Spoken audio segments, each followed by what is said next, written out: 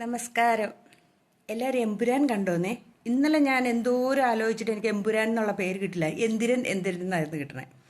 ഇന്ന് അപ്പം എമ്പുരാൻ എന്നുള്ള അല്ലേ, തിങ്കളാഴ്ച വരെ എങ്ങാണ്ട് നിർത്തി വെച്ചേക്കുവാന്ന് തോന്നുന്നു അല്ലേ. കട്ടിങ്ങോ ഏതാണ്ടൊക്കെ ഉണ്ടെന്ന് പറഞ്ഞു കിട്ടു അല്ലേ, രാഷ്ട്രീയം ഉണ്ടെന്നൊക്കെ പറഞ്ഞു കിട്ടു. കുറേ പേര് പോയി കാണാനുണ്ടായിരുന്നു, കുറേ പേര് ഫ്രീ ടിക്കറ്റ് കിട്ടിയവരൊക്കെ ഉണ്ടെന്നൊക്കെ പറയുന്നത് കേട്ടു. ഞാൻ കണ്ടൊന്നുമില്ല കേട്ടോ. എനിക്കങ്ങനെ വെട്ടും കുത്തുമുള്ള സിനിമയൊന്നും കാണാൻ ഇഷ്ടമില്ല.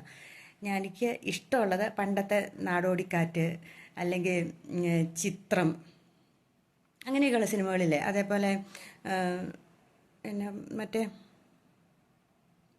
ഈ ഫഹദ് ഫാസിലിൻ്റെ ഒക്കെ കുറേ സിനിമകളില്ലേ നമുക്ക് ചിരിക്കാനുള്ളത്, അതേപോലെ പറക്കും തളിക, അങ്ങനെയൊക്കെയുള്ള കുറേ സിനിമകളിൽ ദിലീപിൻ്റെ ഒക്കെ കുറേ സിനിമകൾ നല്ലതല്ലേ, കാണാൻ രസമുണ്ട്, കണ്ടുകൊണ്ടിരിക്കാൻ രസമുണ്ട്. മോഹൻലാലിൻ്റെ പഴയ ശോഭനയൊക്കെ ആയിട്ടുള്ള സിനിമകളും ഒക്കെ അങ്ങനെയൊക്കെയുള്ള സിനിമകളല്ലേ നമുക്കിഷ്ടം. കുടുംബ കഥകളും ഒക്കെയുള്ള സിനിമകൾ നമുക്ക് ഭയങ്കര ഇഷ്ടമല്ലേ. അതന്നെ നമ്മുടെ യഥാർത്ഥ ജീവിതമായിട്ട് നമുക്ക് തോന്നണതായിരിക്കണം. അല്ലാണ്ട് ഇപ്പോഴത്തെ സിനിമകളൊക്കെ ഇറങ്ങണ എന്നതാന്ന് പോലും നമുക്ക് മനസ്സിലാവില്ല. കുട്ടും കുത്തും വെട്ടും കുറേ സൗണ്ടും. ഇപ്പോഴത്തെ പിള്ളേർക്കൊക്കെ അത് ഇഷ്ടമാണെന്ന് പറയണോ അതോ ഇനി എന്നതാണോ എനിക്കറിയത്തില്ല. എന്നാണേലും അങ്ങനെയുള്ള സിനിമയൊന്നും കാണാൻ പോയിരിക്കാനൊന്നും ഇഷ്ടമല്ല. പണ്ട് ഏതോ ഒരു സിനിമ കാണാൻ പോയിട്ട് ഞാൻ ആ തിയേറ്ററിൽ ഇരുന്ന് മൊത്തം ഉറങ്ങിയതാണ്. എനിക്ക് ആദ്യം ഞാൻ കണ്ണടച്ചിരുന്നു, എനിക്ക് ഈ കൊലപാതകം കാണുമ്പോൾ. അത് കഴിഞ്ഞ് പിന്നെ കുറച്ച് നേരം കഴിഞ്ഞപ്പോൾ ഞാനും ഉറങ്ങിപ്പോയി. പിന്നെ സിനിമ തീർന്നപ്പോൾ എന്നെ വിളിച്ചെണീപ്പിച്ചുകൊണ്ട് പോരുകയും ചെയ്തു. അത്രയ്ക്ക് ഇൻട്രസ്റ്റേ ഉള്ളൂ സിനിമ കാണാനൊക്കെ. എനിക്ക് ഇപ്പോഴത്തെ സിനിമ കാണാനൊന്നും ഒറ്റ സിനിമ, ഒരു നല്ല സിനിമയില്ല, നല്ല പാട്ടുകളില്ല, ഒന്നുമില്ല. കുറച്ചിങ്ങനെ പറയാം എന്നേ ഉള്ളൂ ഇല്ലേ നമുക്ക്.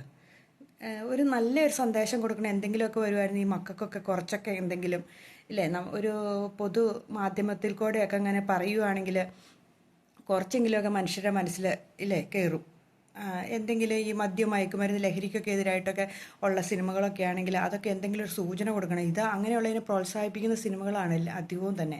സിഗരറ്റ് വലിക്കുന്നതും മദ്യപിക്കുന്നതും കൊലപാതകം നടത്തുന്നതും അത് രഹസ്യമാക്കി വെക്കണതും അതെങ്ങനെയാണ് ഒളിക്കണതെന്നും പോലീസുകാരെ പോലും പറ്റിക്കണ രീതി എങ്ങനെയാണെന്നും ഒക്കെയുള്ള സിനിമകളേ ഉള്ളൂ. ഇതും കൊണ്ടൊക്കെ എന്നെ പ്രയോജനം ഇരിക്കണം. ഇതൊക്കെ മനുഷ്യന് എന്ത് സന്ദേശം കൊടുക്കണേ. ബോധത്തോട് കൂടിയിരുന്ന് പോയി കാണുന്നവൻ മാത്രം കുറച്ച് പേര് രക്ഷപ്പെടും. കുറച്ച് പേര് ഈ നായകന്മാർ കാണിക്കണതാണ് സത്യം, അല്ലെങ്കിൽ നായികമാർ കാണിക്കണതാണ് സത്യം എന്നിങ്ങനെ വിചാരിച്ചുകൊണ്ടിരിക്കുകയും ചെയ്യും. അവരല്ലോ റോൾ മോഡലായിട്ട് ചിലർ മനുഷ്യർ വെച്ചേക്കുന്നത്. ഇതാണ് മനുഷ്യന് പറ്റുന്ന കുഴപ്പങ്ങൾ. അപ്പം നമ്മളെപ്പോഴും ഇങ്ങനെയുള്ള സിനിമകളൊക്കെ വരുമ്പോൾ നമ്മൾ ശരിക്കും ഒന്ന് സൂക്ഷിച്ചും കണ്ടും ഒക്കെ ഇറക്കുന്നതായിരിക്കും നല്ലതെന്ന് എനിക്ക് തോന്നുന്നു. ഇപ്പോൾ ഈ സിനിമ തന്നെ മോഹൻലാലിൻ്റെയൊക്കെ പേരിടിച്ച് കളയും എന്നൊക്കെ പറഞ്ഞ് ഇങ്ങനെ കേൾക്കാം. മറുനാടനിലും ഒക്കെ അവിടെ ഇവിടെയൊക്കെ ഇരുന്ന് പറയുന്ന കേട്ടിട്ടുണ്ട്. എന്താണോ. ഞാനിന്ന് ഇതൊന്നും അല്ല പറയാൻ വന്നത്. ഇന്നലെ എൻ്റെ കൊച്ചിൻ്റെ പരീക്ഷയൊക്കെ കഴിഞ്ഞു കേട്ടോ. അപ്പോൾ പരീക്ഷയൊക്കെ കഴിഞ്ഞ് വന്നു കഴിഞ്ഞപ്പോൾ ഞാൻ നോക്കിയപ്പോൾ ഇങ്ങനെ താടയ്ക്ക് കൈയും കൊടുത്ത് ഇങ്ങനെ ആകാശത്തേക്ക് നോക്കിയിരിക്കുക. ഞാൻ എന്നാടാ ഇങ്ങനെ ഇരിക്കുന്നതെന്ന് ചോദിച്ചു. ഒന്നുമല്ലായിരുന്നു, ഇച്ചിരി നേരത്തെ ആയിരുന്നേ കുറച്ചുകൂടെ നന്നായിട്ട് പഠിക്കാമായിരുന്നു എന്ന് തോന്നി. ഞാൻ പറഞ്ഞു ശരിയാ, അത് ശരിയായിരുന്നു. എന്നിട്ട് പറഞ്ഞു ഇന്നലെ എഴുതിയതിനകത്ത് എത്രയെണ്ണം തെറ്റുണ്ട്, എത്രയെണ്ണം ഒന്നും നോക്കിയില്ല, അവന്മാർ വിളിക്കാമെന്നാണ് പറഞ്ഞത്. ഞാൻ പറഞ്ഞു ഇനി അത് നോക്കിയിട്ട് എന്ത് കാര്യം, ഇനി ചുമ്മാ നോക്കിയിട്ട് ടെൻഷൻ അടിക്കാന്നേ ഉള്ളൂ, ഞങ്ങാനും തെറ്റിപ്പോയിട്ടുണ്ടെങ്കിൽ നിനക്ക് ഭയങ്കര മനപ്രയാസമാവില്ലേ എന്നിങ്ങനെ ചോദിച്ചു. അത് കഴിഞ്ഞപ്പോൾ കുറേ കഴിഞ്ഞപ്പോൾ ഇങ്ങനെ ആലോചിച്ചുകൊണ്ടിരിക്കുകയാണ്, ഇനി എന്ത് ചെയ്യും, ഏത് കോഴ്സിന് പോകും. ഇവിടെയൊക്കെ പഠിച്ചിട്ടുണ്ടല്ലോ കോളേജിൻ്റെ കാമ്പസ് ഒന്നും ശരിയല്ല, ഇവിടെയൊക്കെ ഭയങ്കര റാഗിങ് ആണ്, അങ്ങനെയാണ് ഇങ്ങനെയാണ് കുറേ വകുപ്പ് പറഞ്ഞു.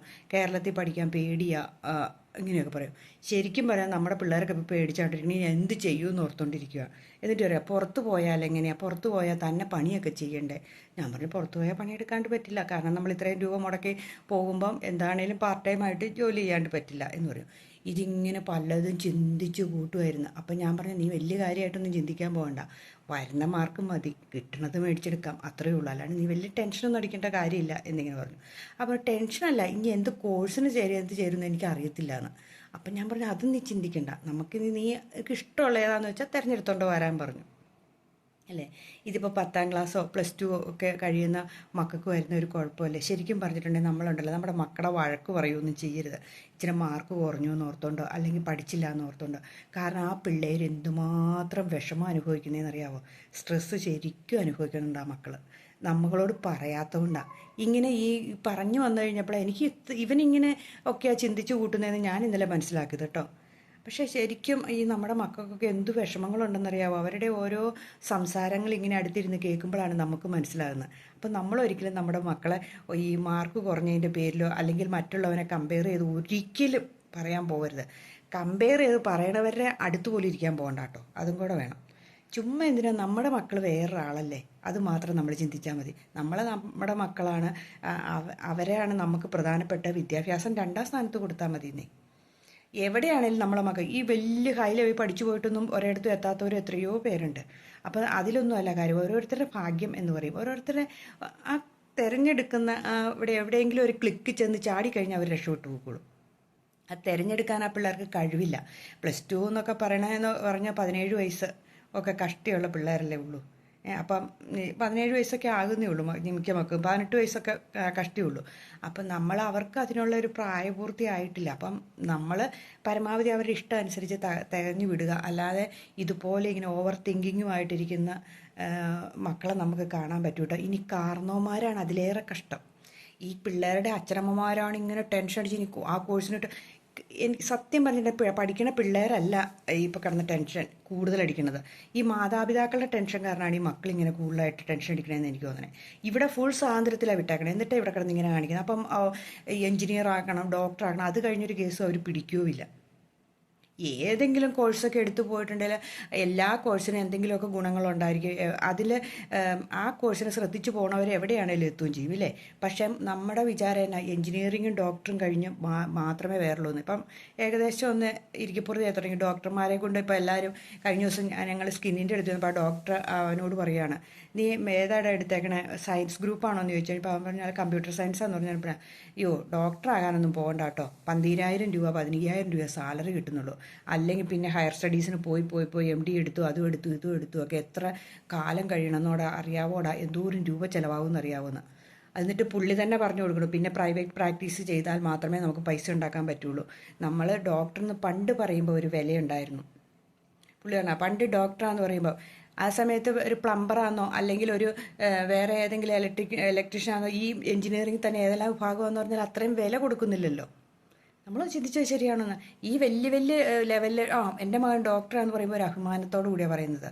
മകന് 15,000 രൂപ സാലറി. എൻ്റെ കുടുംബത്തിലുണ്ട് 5 പേര്. എനിക്കതുകൊണ്ട് കറക്റ്റായിട്ട് പറയാൻ പറ്റും. ഒറ്റ എണ്ണത്തിനും ഈ പിന്നെ നമ്മൾ ആ പിള്ളേർ മടുത്തു പോയി. എന്തോരം ലക്ഷങ്ങൾ കൊടുത്തിട്ടാണെന്നറിയാം എൻ്റെ ആങ്ങളെയൊക്കെ ആ പിള്ളേരെ പഠിപ്പിച്ചത്. അപ്പം ഒന്ന് ഓർത്ത് നോക്കി, ആ പിള്ളേർ പഠിച്ചിട്ട് ഒരു 15,000 രൂപയ്ക്കൊക്കെ സാലറിക്ക് ഇരിക്കുക എന്ന് പറഞ്ഞിട്ടുള്ള അവസ്ഥ ഒന്ന് ഓർത്ത് നോക്കി. അപ്പോൾ ഡോക്ടർ എന്നുള്ള പേരിന് മാത്രമുള്ള മഹതിയുള്ള ആ പേരൊരു പഞ്ചുള്ള പേരാണ്, അത്രമാത്രം. എൻജിനീയറാന്നുള്ള പേര്. എൻ്റെ മോൻ എൻജിനീയറാണ്, എനിക്കറിയാം അവൻ്റെ സാലറി എത്രയാണെന്നൊക്കെ. അപ്പം നമ്മൾ ചിന്തിക്കണേ ഇതിലൊന്നും അല്ല കാര്യം. നമ്മുടെ കുഞ്ഞുങ്ങൾക്ക് അവർക്ക് ഇഷ്ടമുള്ള പാഷനുള്ള കോഴ്സിലേക്ക് തിരഞ്ഞെടുക്കാൻ നമ്മൾ അവരെ സപ്പോർട്ട് ചെയ്തേക്കുക. അവർക്ക് ഇഷ്ടമുള്ളത് തിരഞ്ഞെടുക്കട്ടെ. കാരണവന്മാർ തിരഞ്ഞെടുക്കാതിരിക്കുക. ചില കാരണവന്മാർ പറയും ഞങ്ങൾക്കാകാൻ പറ്റിയില്ല, ഞാനോ പഠിച്ചില്ല, എന്നാൽ പിന്നെ എൻ്റെ മക്കളെയെങ്കിലും ആ രീതിയിൽ എത്തിക്കണമെന്നും പറഞ്ഞുള്ളത് വിറ്റ് പെറുക്കിയൊക്കെ പഠിപ്പിക്കുന്നുണ്ട്. പക്ഷേ ആ കൊച്ചിൻ്റെ കഴിവ് എന്നാന്ന് പോലും അന്വേഷിക്കാതെയാണ് പലപ്പോഴും നമ്മൾ പഠിപ്പിക്കുന്നത്. ശരിക്കും മക്കളുടെ ആഗ്രഹം അനുസരിച്ച് മാത്രമേ നമ്മൾ പഠിപ്പിക്കാവുള്ളൂ. അവരിഷ്ടമുള്ള കോഴ്സുകൾ തിരഞ്ഞെടുക്കട്ടെ. അതാ ഇനിയിപ്പോൾ +2ൻ്റെ എക്സാമും കഴിഞ്ഞു. ഇനിയിപ്പോൾ റിസൾട്ട് അടുത്ത് തന്നെ മെയ്യൊക്കെ ആകുമ്പോഴത്തേനും വരും. അപ്പോൾ എത്രയോ പിള്ളേരാണെന്നറിയോ ടെൻഷൻ അടിക്കുന്നു. ഇപ്പോൾ തന്നെ റിസൾട്ട് വരുമ്പോൾ പേടിച്ചിരിക്കുന്ന മക്കൾ. ശരിക്കും അങ്ങനെ ആരും മക്കളെ പീഡിപ്പിക്കാൻ പോരുത്. അവരുടെ ടെൻഷൻ നമുക്ക് ആർക്കും അറിയത്തില്ല. എന്തോരം മാനസിക വിഷമം അനുഭവിക്കുന്ന മക്കൾ. അപ്പം ആ പിള്ളേരെ നമ്മൾ ചേർത്ത് നിർത്തുക. പിള്ളേരോട് എന്തെങ്കിലും അച്ഛനും അമ്മയൊക്കെ പറഞ്ഞു പോയിട്ടുണ്ടെങ്കിൽ നിങ്ങൾ ക്ഷമിക്കണം കേട്ടോ, നിങ്ങളുടെ നന്മയ്ക്ക് വേണ്ടിയിട്ടാണ്. ഇനി നമ്മൾ പഠിക്കുന്ന കാലത്ത്, അതായത് +2ന് അല്ലെങ്കിൽ 10ലോ പഠിക്കുന്ന സമയത്ത് നമ്മൾ എന്തെങ്കിലും വഴക്കൊക്കെ പറഞ്ഞിട്ടുണ്ടെങ്കിൽ നമ്മൾ അങ്ങനെ അങ്ങ് പറഞ്ഞേക്കും. അപ്പോൾ അവരുടെ മനസ്സിലൊരു ആശ്വാസവും അതുകൊണ്ട് കിട്ടുന്ന മാർക്ക് മതി എന്ന് നമുക്ക് പറയാനുള്ള മനസ്സ് വയ്ക്കുക. അഡ്മിഷന് വേണ്ടിയിട്ടോ അങ്ങനെയൊന്നുമില്ല. ടെസ്റ്റ് എഴുതുമ്പോൾ ചിലപ്പോൾ ബുദ്ധിപൂർവ്വം അവർ എഴുതി പോകും, അവർ പഠിച്ചൊക്കെ വെച്ചല്ലേ. അപ്പോൾ ഇന്നലെ ഞാനിങ്ങനെ എൻ്റെ കൊച്ചിങ്ങനെ ഓവർ തിങ്കിങ് എന്ന് പറയുന്ന സാധനം വെച്ചുകൊണ്ടിരിക്കണപ്പോഴാണ് ഇത്. പണ്ട് എനിക്കും ഇങ്ങനെ ഒരു സ്വഭാവം ഉണ്ടായിരുന്നു കേട്ടോ. അത് എനിക്ക് ഒരു ഇടക്കാലത്തൊക്കെ കുറച്ച് ബുദ്ധിമുട്ടുകളൊക്കെ വന്ന ഒരു സമയമുണ്ട്. ആ സമയത്തൊക്കെ ഞാനിങ്ങനെ ആലോചിച്ചുകൊണ്ടിരിക്കും. ജോലി സ്ഥലത്ത് ചെന്നാലും ബസ്സിലിരിക്കുമ്പോൾ അങ്ങനെ ഇരുന്ന ഒരു ദിവസം ബസ്സിലിരുന്ന് ആലോചിച്ച് ഇറങ്ങേണ്ട സ്റ്റോപ്പ് വരെ മറന്നു പോയിട്ട് അടുത്തൊരു 5 കിലോമീറ്റർ അപ്പുറം പോയി ഇറങ്ങിയിട്ട് ഓട്ടോറിക്ഷ വിളിച്ചു വന്ന സമയമുണ്ട്. കാരണം എന്താണെന്ന് പറയുക, ഇങ്ങനെ ആലോചിച്ച് വേറെ സ്വപ്നലോകത്ത് ഇങ്ങനെ ഇരിക്കുക, ഇനി എന്ത് ചെയ്യും, എന്നാ കാണിക്കും, എന്തിങ്ങനെ ചെയ്യും എന്നൊക്കെ. അതൊരു ശരിക്കും ഒരു ചെറിയ പ്രശ്നമാണ് അത് നമുക്ക്. നമ്മൾ പിന്നെ കുറേ കഴിഞ്ഞപ്പോൾ ഞാൻ മനസ്സിലാക്കിയാണെന്നറിയാം, അങ്ങനെ ചിന്തിച്ചാലൊന്നും നമ്മൾ ഒരിടത്തും എത്തില്ലാന്നേ. നമ്മൾ പ്രാക്ടിക്കലായിട്ട് ചെയ്താൽ മാത്രമേ നമ്മൾ എത്തുള്ളൂ. അല്ലാണ്ട് നമ്മളിങ്ങനെ വായി തോന്നി ചിന്തിച്ചുകൊണ്ടിരുന്നിട്ട് നമുക്ക് വല്ല കാര്യമുണ്ട്? ചുമ്മാ ആവശ്യമില്ലാത്ത കാട് കയറി കഴിഞ്ഞ കാലത്ത് എന്തെങ്കിലും മാനസിക വിഷമങ്ങളോ പീഡനങ്ങളോ അല്ലെങ്കിൽ ആരെങ്കിലും നമ്മളോട് മോശമായി പെരുമാറുമോ അല്ലെങ്കിൽ പിന്നെ പെൺകുട്ടികളെയൊക്കെ ചിലർ ആവശ്യമില്ലാത്ത എന്തെങ്കിലുമൊക്കെ ചെയ്തിട്ടുണ്ടെങ്കിലോ അതൊക്കെ കുഞ്ഞു പ്രായത്തിൽ ഒക്കെ ചെയ്തതും ഒക്കെ മനസ്സിലിട്ട് അവരോട് വൈരാഗ്യവും വെറുപ്പും ദേഷ്യവും ഒക്കെ ആയിട്ടിരിക്കും. നമ്മൾ കാലം കഴിഞ്ഞു പോയി കഴിയുമ്പോഴും അതൊരു 50 വയസ്സായാലും നമ്മുടെ മനസ്സിൽ നിന്ന് പോയില്ല. അതിങ്ങനെ നമ്മൾ ഓർത്തുകൊണ്ടിരിക്കും. എന്ത് പ്രയോജനം നമുക്ക് കിട്ടുന്നുണ്ട്? നമ്മൾ ജീവിക്കില്ല എന്ന് മാത്രമല്ലേ ഉള്ളൂ. അപ്പം നമ്മൾ അതിനെയൊക്കെ അങ്ങ് വിട്ട് കളഞ്ഞേക്കുക. അങ്ങനെയുള്ള കാര്യങ്ങൾ നമ്മൾ ചിന്തിക്കാനേ പോവണ്ടെന്ന് മനസ്സിനെ നമ്മൾ അങ്ങനത്തെ ചെയ്ത് വരുമ്പോൾ എനിക്ക് വേറെ പണിയുണ്ടെന്ന് പറഞ്ഞാൽ ആ സമയത്ത് എഴുന്നേറ്റ് പൊക്കോളുക. നമ്മൾ വേറെ എന്തെങ്കിലും കാര്യങ്ങൾ ചെയ്യുക. എന്തെങ്കിലും അങ്ങനത്തെ ചിന്തകൾ വരുമ്പോൾ നമ്മൾ പോയിരുന്ന നമ്മുടെ ജീവിതത്തിൽ സംഭവിച്ച കാര്യങ്ങൾ എഴുതുക. കൂടുതലും നമ്മുടെ ജീവിതത്തിൽ നല്ലതായിരിക്കും സംഭവിച്ചത്, പക്ഷേ നമ്മുടെ മനസ്സിൽ കഴിഞ്ഞ ദുഃഖങ്ങൾ പോവുകയില്ല. ആരെങ്കിലും എന്തും ചെയ്തതിന് നമ്മൾ രക്ഷപ്പെട്ടു പോകുന്നില്ല. അത് മാത്രം നമ്മൾ ചിന്തിച്ചാൽ മതി. അതേപോലെ നമുക്ക് ഒരാൾ വന്നൊരു പ്രശ്നങ്ങൾ നമ്മളോട് പറയുകയാണെങ്കിൽ നമ്മൾ ആ പ്രശ്നത്തിൽ നിന്ന് എങ്ങനെ രക്ഷപ്പെടും എന്ന് നമ്മൾ ചിന്തിക്കുക. അല്ലാണ്ട് പെട്ടെന്നൊരു മറുപടി പറയാൻ പോകരുത്. അത് അവർക്ക് ചിലപ്പം അംഗീകരിക്കാവുന്ന ഒരു പരിഹാരം ആയിരിക്കില്ല. അപ്പം നമ്മൾ ആലോചിച്ച ശേഷം നമ്മൾ എങ്ങനെയായിരിക്കും അങ്ങനെ ഒരു പ്രശ്നം വരുമ്പോൾ അതിൽ നിന്ന് രക്ഷപ്പെട്ട് അത് ചിന്തിച്ചിട്ട് അത് നമ്മൾ എഴുതി വയ്ക്കുകയോ എന്തെങ്കിലും ചെയ്തിട്ട് അവർക്ക് പറഞ്ഞു കൊടുക്കുക. അങ്ങനെയൊക്കെ ചെയ്താലേ മാത്രമേ, അല്ലാണ്ട് നമ്മുടെ ശരീരത്തിലേക്ക് അല്ലെങ്കിൽ നമ്മുടെ മനസ്സിലേക്ക് ശുഭചിന്തകൾ നമ്മൾ വിടുക, അതാണ് വേണ്ടത്. ഇത് ഞാൻ എൻ്റെ മോനോട് പറഞ്ഞു കൊടുത്തത്, നീ അത് വിട്ടേക്ക്, നീ കളഞ്ഞേക്ക്. ഇനി അതിനെ വിചാരിച്ച് +2 എന്ന് പറയുന്നത് കഴിഞ്ഞു പോയി. ഇനി അതിനെക്കുറിച്ച് ചിന്തിച്ചിട്ടും അത് വേറൊരു കോളേജിൽ എങ്ങനെയായിരിക്കും അങ്ങനെയൊന്നും ആയിരിക്കില്ല ചിലപ്പം. ഈ പിള്ളേരെല്ലാം പഠിച്ചു പോകണല്ലേ, 1 2 കോളേജുകളിൽ ഇങ്ങനെയാണെന്ന് ഓർത്തോണ്ട് എല്ലായിടത്തും ഇങ്ങനെയൊക്കെയാണോ? പക്ഷേ അത് മനസ്സിലാവേണ്ടേ. നമ്മൾ ഈ വാർത്തകൾ കേൾക്കുമ്പോഴും അതൊക്കെ നമ്മുടെ മനസ്സിനെ എന്തോരം സ്വാധീനിക്കുന്നുണ്ട്. അതുകൊണ്ടാണ് ഞാൻ സിനിമയുടെ കാര്യം നിങ്ങളോട് പറഞ്ഞത്. എന്തോരം സ്വാധീനിക്കുന്നുണ്ട്. നമ്മൾ ഈ വാർത്തയൊക്കെ കേൾക്കുമ്പോൾ നമ്മൾ ഈ പീഡനങ്ങളും അല്ലെങ്കിൽ റാഗിങ് അത് ഇത് അവിടെ ഇതെന്നും പറഞ്ഞ് എന്തോരം കേൾക്കണത്. സിദ്ധാർത്ഥിൻ്റെ ഇത് കൊലപാതകവും നമ്മളിങ്ങനെ കേൾക്കുമല്ലോ, അടി ഇടി പിള്ളേർ മേടിക്കണതും ഒക്കെ ഇങ്ങനെ കാണുമ്പോൾ മക്കളുടെ മനസ്സിലെന്നാണെന്നറിയോ, ഇനി ഹയർ സ്റ്റഡീസിന് പോയാൽ അവിടെ എല്ലാം ഇങ്ങനെയായിരിക്കും എന്നാണ് വിചാരിക്കുന്നത്. ശരിയാണേ പറഞ്ഞത്? അപ്പം നമ്മളെന്താ ചിന്തിക്കണ്ടേ? നമ്മൾ പറഞ്ഞു കൊടുക്കുക, ആവശ്യമില്ലാത്ത ചിന്തകളൊന്നും ചിന്തിക്കേണ്ട. നമുക്ക് നല്ല കോഴ്സ് ഏതാണ്, നല്ല ജോലി കിട്ടാൻ സാധ്യതയുണ്ടോ എന്നൊക്കെ ചിന്തിക്കുക എന്നൊക്കെ പറഞ്ഞു കൊടുക്കുക. കേട്ടോ, ഇനി ഈ +2 കഴിഞ്ഞു 10ാം ക്ലാസ് കഴിഞ്ഞ പിള്ളേർക്കും നല്ല ചോയ്സ്. അല്ലാണ്ട് കാരണവന്മാർ തിരഞ്ഞെടുക്കാൻ പോകരുതേ. കാരണവന്മാർക്ക് ആ കൊച്ചിന് മാത്സാണ് ഇഷ്ടമുള്ളെങ്കിൽ ആ കൊച്ചിനെ സയൻസ് ഗ്രൂപ്പിൽ കൊണ്ടുപോയിട്ടിട്ട് എന്തെങ്കിലും കാര്യമുണ്ടോ? അല്ലെങ്കിൽ ബയോമാത്സ് എടുക്കണം. ഏതെങ്കിലും അങ്ങനെയൊക്കെയുള്ള എന്താണോ ഇഷ്ടമുള്ള ആ കൊച്ചിന് ഇഷ്ടമുള്ള ഒരു വിഷയം കൂടെ കൂട്ടി എടുത്തിട്ട് അവനെ ആ വിഷയത്തിൽ എടുത്ത് രക്ഷപ്പെടുത്താൻ നോക്കുക. അല്ലാണ്ട് എനിക്ക് സാധിക്കാത്ത എൻ്റെ കൊച്ചിനെ കൊണ്ട് സാധിക്കണം, എനിക്ക് ഉണ്ടാക്കാൻ പറ്റാത്ത എൻ്റെ കൊച്ചിനെ കൊണ്ട് ഉണ്ടാക്കണം, അല്ലെങ്കിൽ എനിക്ക് പോകാൻ പറ്റാത്തതുകൊണ്ട് എൻ്റെ കൊച്ചിനെ വിദേശത്തിന് വിട്ടിട്ട് എനിക്ക് പൈസക്കാരനാകണം, എല്ലാം എനിക്ക് വേണമെന്നുള്ള ഉദ്ദേശത്തിലായി പല മാതാപിതാക്കളും ചെയ്യുന്നത്. ശരിയാണോ ഞാനീ പറഞ്ഞത്? എനിക്ക് പൈസക്കാരനാണ്, എനിക്ക് മറ്റുള്ളവരെ കാണിച്ചു കൊടുക്കണം, ഞാൻ വലിയ കാശുകാരനായിട്ട് നിൽക്കണം, അത് എൻ്റെ കൊച്ചിൽ കൂടെ സാധിക്കണം, എൻ്റെ കൊച്ചിനെ അതുകൊണ്ട് ഞാൻ വിദേശത്തിന് വിടുവാണ്, അവനവിടെ പോയി പണിയെടുക്കട്ടെ, ഞാനിവിടെ സുഖിച്ചിങ്ങനെ ഇരിക്കാം, എൻ്റെ കൊച്ചു വിദേശത്താണെന്നും പറഞ്ഞിട്ട്. അതല്ലേ ഇപ്പോൾ ഒട്ടുമിക്ക മാതാപിതാക്കളും കാണിക്കണേ. എനിക്കറിയാവുന്ന കുറേ പേരിങ്ങനെ പറഞ്ഞാൽ കേട്ടു. എന്നിട്ട് പറയും ഇപ്പോൾ അബദ്ധമായി പോയിട്ട് ഇരിക്കണോണ്ടൊക്കെ. അപ്പോൾ മക്കൾ തിരിച്ചു വരുന്നില്ല. ഇവിടെ കാരണവന്മാരോട്ട് കൊണ്ടുപോകണമില്ല, മക്കളോട്ട് തിരിച്ചും വരുന്നില്ല. അതാണ് പറ്റണേ. ഇപ്പോൾ എവിടെ പോയാലും കൊച്ചിന് ഇഷ്ടമുള്ളത് നമ്മൾ വിടുക കേട്ടോ, അതാണ് വേണ്ട. അപ്പോൾ ഓവർ തിങ്കിങ്ങിന് അത് നമുക്കാണെങ്കിലും ഇങ്ങനെ ഓവർ തിങ്കിങ് ഉണ്ട് കേട്ടോ. ഒത്തിരി കാര്യങ്ങൾ നമ്മൾ കേട്ടിട്ടില്ലേ, ചുമ്മാതെ ഇരിക്കുന്ന മനസ്സ് ചെകുത്താൻ്റെ ആലയമാണ്. അപ്പം നമ്മൾ ആവശ്യമില്ലാതെ ഇങ്ങനെ ചിന്തിക്കുന്ന സമയത്ത് നമ്മൾ ആ സമയത്ത് വേറെ എന്തെങ്കിലും പണി ചെയ്യാൻ പൊക്കോളുക, എണീറ്റ് മാറിപ്പൊക്കോളുക, ആ സാഹചര്യത്തിൽ നമ്മൾ മാറിക്കോളുക. അപ്പം നമുക്കുണ്ടല്ലോ ഒരു പോസിറ്റീവ് മൈൻഡ് നമ്മുടെ ഉള്ളിലേക്ക് വരും. അല്ലാതെ നമ്മൾ അവിടെ തന്നെ പോയി കെട്ടിരുന്ന് അതിങ്ങനെ ആലോചിച്ച് നല്ലത് ആലോചിച്ചാലും അത് തന്നെയാന്നേ. നല്ലതും ആലോചിച്ചുകൊണ്ട് ഇങ്ങനെ ചുമ്മാ ഇരുന്നിട്ടൊന്നും നമുക്കൊരു പ്രയോജനമില്ല. നമ്മൾ നല്ലത് ആലോചിക്കുകയാണെങ്കിലും ചീത്ത ആലോചിക്കുകയാണെങ്കിലും നമുക്ക് ചെയ്യാനുള്ള പ്രവർത്തികൾ ചെയ്തിട്ടുണ്ടെങ്കിൽ നമ്മൾ വിജയിക്കും കേട്ടോ. അല്ലാണ്ട് ഇതും കൊണ്ടൊന്നും ഇരുന്നിട്ടൊന്നും ഒരു കാര്യമില്ല. അല്ലെങ്കിൽ നമ്മുടെ ജീവിതത്തിൽ വരുന്ന സംഭവങ്ങൾ എഴുതി വെക്കുക. മോശമാണെങ്കിൽ മോശം, നല്ലതാണെങ്കിൽ നല്ലത്, അതെങ്ങനെ ഓവർകം ചെയ്യാം എന്നിങ്ങനെയൊക്കെ നമ്മൾ ചിന്തിക്കുക. ഇതൊക്കെ ചെയ്താൽ മതി. അല്ലാണ്ട് ഇതിങ്ങനെ ചിന്തിച്ചു കൂട്ടി വിഷമിച്ച് എന്തോരം പേര് സ്ട്രെസ് അടിച്ച് വിഷമം അനുഭവിച്ച് ഇരിക്കുന്നവർ എത്രയുണ്ടെന്നറിയാം. ചിലർ മകൻ്റെ കല്യാണം എങ്ങനെ നടക്കുമോ എന്ന് നടക്കും, ആ സമയമാകുമ്പോൾ നടക്കും. അല്ലെങ്കിൽ മക്കളുടെ കല്യാണം, അയ്യോ പ്രായം കൂടിപ്പോയപ്പോൾ നടക്കില്ല, ഇങ്ങനെ ചിന്തിച്ചുകൊണ്ടിരിക്കുന്ന എത്രയോ പേരുണ്ട്. അതങ്ങനെ ചിന്തിച്ചാൽ തന്നെ നടക്കില്ല. അതിന് കാര്യം അത് സമയമാകുമ്പോൾ അതിൻ്റെ സമയമായില്ല, അതിൻ്റെ സമയം അത് 30 വയസ്സാണ് അല്ലെങ്കിൽ 32 വയസ്സാണ്. അവനൊരു ജോലി കിട്ടിയാൽ അവൾക്കൊരു ജോലി കിട്ടിയാൽ അവിടെ സ്വന്തം കാലിൽ നിൽക്കാറാകുമ്പോൾ അത് നടക്കുമെന്ന് വിചാരിച്ചാൽ മാത്രം മതി. അല്ലാതെ ഇത് നടന്നില്ലല്ലോ എന്നോർത്തുകൊണ്ട് ഇങ്ങനെ ചിന്തിച്ചുകൊണ്ടിരുന്നിട്ടുണ്ടെങ്കിൽ നമുക്ക് അസുഖങ്ങൾ കൂടുകയേ ഉള്ളൂ. അതേപോലെ പിള്ളേരുണ്ടായില്ല, കല്യാണം കഴിഞ്ഞ് പിറ്റേ മാസം തൊട്ട് പിള്ളേരുണ്ടായില്ല ചോദിക്കുമെന്നും പറഞ്ഞുകൊണ്ട് വിഷമിച്ചിരിക്കുക. അപ്പം ധൈര്യപൂർവ്വം അങ്ങ് പറഞ്ഞേക്കണം, ഇപ്പം ഞങ്ങൾക്ക് പ്ലാനൊന്നുമില്ല. നമ്മൾ സത്യം അങ്ങ് പറഞ്ഞേക്കണം. എന്ത് കാര്യം നീ എന്താ ഇപ്പോൾ ആലോചിച്ചുകൊണ്ടിരിക്കണേ, അല്ലെങ്കിൽ നിനക്ക് എന്താ പറ്റിയത്, നിനക്ക് എന്താ ഇങ്ങനെ എന്നൊക്കെ ചോദിക്കുമ്പോൾ നമ്മളങ്ങ് പറഞ്ഞേക്കണം. ഇതിപ്പോൾ ചിലരെ കല്യാണം നടന്നില്ല, കല്യാണം വന്നില്ല, നല്ല ആലോചന വരുമ്പോൾ നടത്താനിരിക്കുക. ജോലി കിട്ടിയില്ല, ആ ജോലി കിട്ടിയില്ല, നല്ലത് അന്വേഷിച്ചുകൊണ്ടിരിക്കുക. പറയുമ്പോൾ അവരുടെ നാക്കടഞ്ഞു പോയിക്കോളൂ. നമ്മൾ അല്ലാണ്ട് അയ്യോ അവർ ചോദിക്കുമെന്നും പറഞ്ഞ് നമ്മൾ അങ്ങോട്ട് പോകാണ്ടിരിക്കുമൊന്നും വേണ്ട. നമ്മളോട് അവർ ചോദിക്കുമെന്നുണ്ടെങ്കിൽ ഏത് സ്ഥലത്ത് ചെല്ലുമ്പോഴാണ് ചോദിക്കണത് അവിടെ ധൈര്യപൂർവ്വം പൊക്കോളുക. എന്നിട്ട് അവരുടെ ചോദ്യങ്ങൾക്ക് നമ്മൾ ഒരൊറ്റ മറുപടി പറഞ്ഞാൽ മതി. പറയുന്ന മറുപടി സത്യസന്ധമായിട്ടിരുന്നാൽ നമുക്ക് ഒരിക്കലും തെറ്റുപറ്റില്ല. അല്ലാണ്ട് പറയുമ്പം നമ്മൾ അങ്ങനെ അവിടെ ഇങ്ങനെ എന്നൊക്കെ പറഞ്ഞ് വളച്ച് കെട്ടി പറയുമ്പം അവർക്ക് സംശയം കൂടും, അവർ ചോദിക്കാനും വരും. ഇനി നമ്മളുടെ സ്വഭാവം മാറ്റേണ്ടിയിരിക്കുന്നു കേട്ടോ. നമ്മൾ മറ്റുള്ളവരുടെ കാര്യങ്ങൾ ചികഞ്ഞുകൊണ്ടിരിക്കുകയാണെങ്കിൽ മറ്റുള്ളവർ നമ്മുടെ കാര്യങ്ങൾ ചോദിക്കും. അതായത് നമ്മളിപ്പോൾ നിങ്ങളുടെ കൊച്ചിൻ്റെ കല്യാണമായോ, നിങ്ങളുടെ വീട് വെച്ചോ, നിങ്ങളുടെ കടം തീർന്നോ, നിങ്ങൾക്ക് എൻ്റെ ബുദ്ധിമുട്ട് എന്തെങ്കിലും ഉണ്ടോ, അങ്ങനെ മകന് കൊച്ചുണ്ടോ, ഇങ്ങനെയൊക്കെ ചോദിച്ചുകൊണ്ട് നമ്മളിരുന്ന് കഴിയുമ്പോൾ അവർ തിരിച്ച് സ്വാഭാവികമായിട്ടും നമ്മളോടും ചോദിക്കും, നമ്മുടെ വീട്ടിലെ കാര്യങ്ങളെല്ലാം നടന്നോ, മക്കളെവിടം വരെയായി, ജോലിയുണ്ടോ, വീടിൻ്റെ കടമുണ്ടോ, നിങ്ങൾക്കുണ്ടോ ബുദ്ധിമുട്ട്, ഇതൊക്കെ ചോദിക്കും. അപ്പോൾ പരമാവധി നമ്മളിങ്ങനെയുള്ള കാര്യത്തിൽ ഇടപെടാണ്ടിരിക്കുക, അങ്ങനെയുള്ള ചോദ്യങ്ങൾ നിർത്തുക. അതും ഇതിൻ്റെ കൂടെ തന്നെ വരണം. ഇതിങ്ങനെയൊക്കെ കിടന്ന് മനസ്സിൽ കൂട്ടിയാണ് നമ്മൾ ഈ ഓവർ തിങ്കിങ്ങിലേക്ക് പോകുന്നതെന്ന് എനിക്ക് തോന്നിയ എൻ്റെ ഒരു അഭിപ്രായമാട്ടോ. ഞാൻ പലപ്പോഴും ഇങ്ങനെ ചിന്തിച്ചിട്ട് അവസാനം ഞാൻ ഇതിൽ നിന്ന് രക്ഷപ്പെട്ട മാർഗ്ഗങ്ങളാണ് ഇപ്പോൾ പറഞ്ഞത്. ഞാൻ ആരോടും ഒരു കാര്യം ചോദിക്കാറില്ല. ആരുടെ കാര്യങ്ങളും നമുക്കൊരു ബൗണ്ടറി സൃഷ്ടിച്ചേക്കണം. നമ്മുടെ അടുത്തേക്ക് വരേണ്ട അടുത്ത ആൾക്കാരെ നമ്മൾ കയറ്റിക്കൊള്ളുക. അത് നമ്മളോട് സ്നേഹമുള്ളവരെ മാത്രം.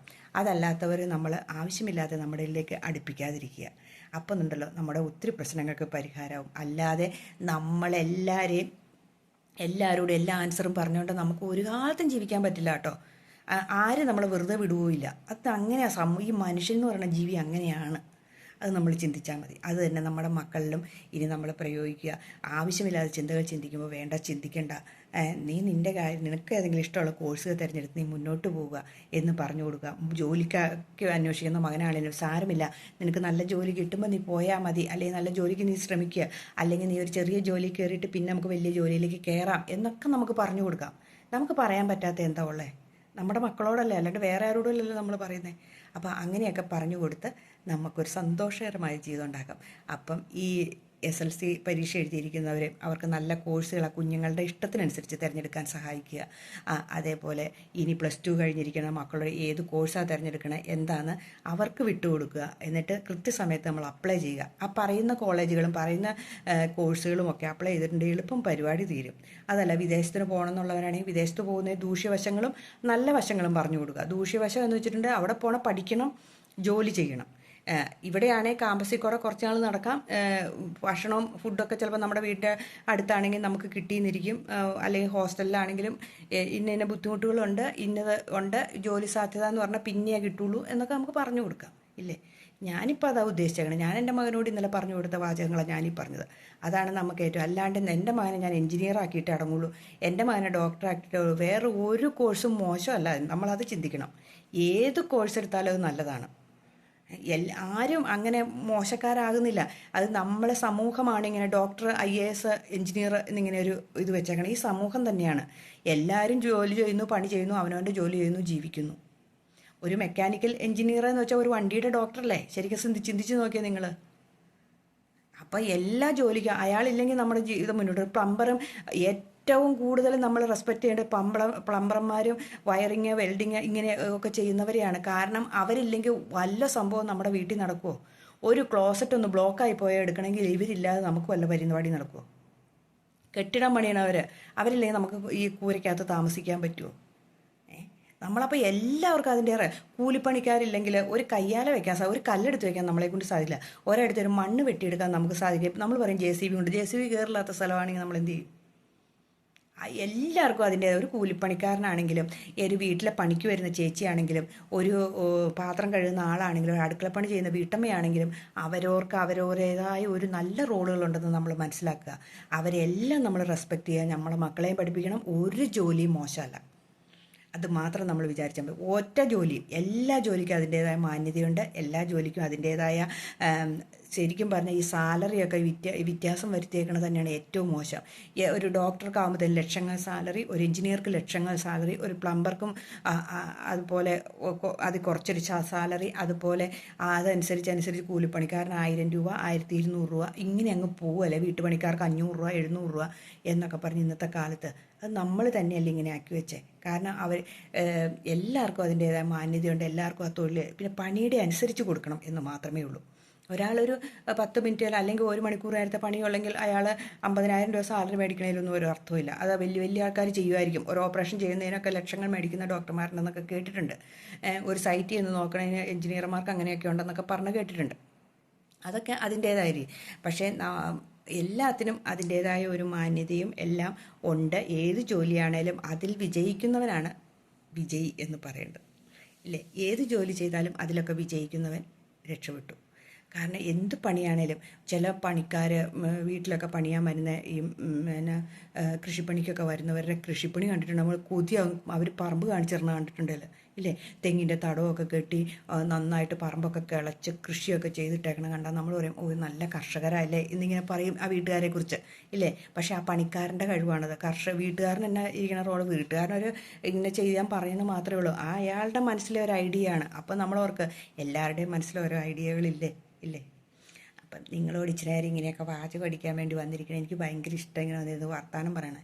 എൻ്റെ അടുത്ത് കിട്ടുന്നവരായിരുന്നെങ്കിൽ ഞാൻ ഇഷ്ടംപോലെ വർത്തമാനം പറഞ്ഞേനെ.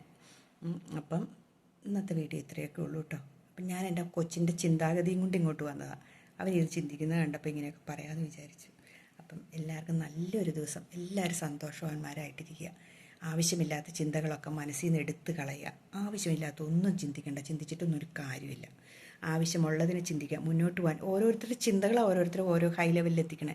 അവിടെ എത്തണമെന്ന് ചിന്തിക്കണം. അല്ലാതെ നമ്മൾ ചുമ്മാ ഇരുന്ന് ഫാനും ഇട്ട് ഒരു കട്ടിലും വലിച്ചിട്ട് അതിൽ കിടക്കയും വിരിച്ച് ഇതിങ്ങനെ ആകാശത്തേക്ക് നോക്കിയിരുന്ന് ചിന്തിച്ചുകൊണ്ടിരുന്നിട്ടുണ്ടെങ്കിൽ നമ്മൾ ഒരിടത്തും എത്തില്ല. അപ്പം നമ്മുടെ ചിന്താഗതികൾ മാറ്റിപ്പിടിക്കുക, അതാണ് വേണ്ടത്. പിന്നെ നമ്മുടെ മക്കളെ പീഡിപ്പിക്കാതിരിക്കുക.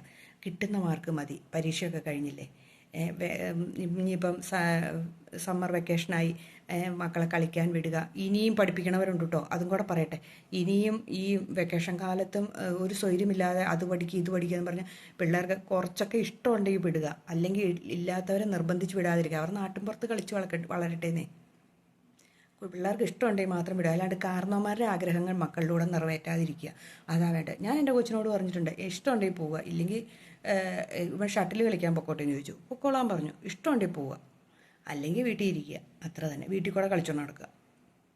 അതൊക്കെയാണ് വേണ്ടത്. നമ്മൾ പണ്ട് നടന്ന പോലെ കുട്ടിയും കോലും കളിയും ഫുട്ബോൾ കളി നാട്ടിൻപുറത്തെ പിള്ളേരെയൊക്കെ കണ്ടുപിടിച്ച് ഇങ്ങനെ നടക്കുക. അതാ വേണ്ടത്. അപ്പം എല്ലാവർക്കും ബൈ.